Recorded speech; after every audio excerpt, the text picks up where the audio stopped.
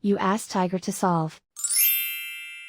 This deals with linear equations with one unknown. The final result is n equals 10. Let's solve it step by step. Simplify the expression. Expand the parentheses. Swap sides.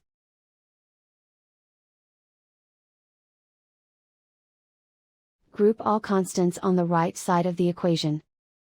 Subtract 8 from both sides. Simplify the arithmetic.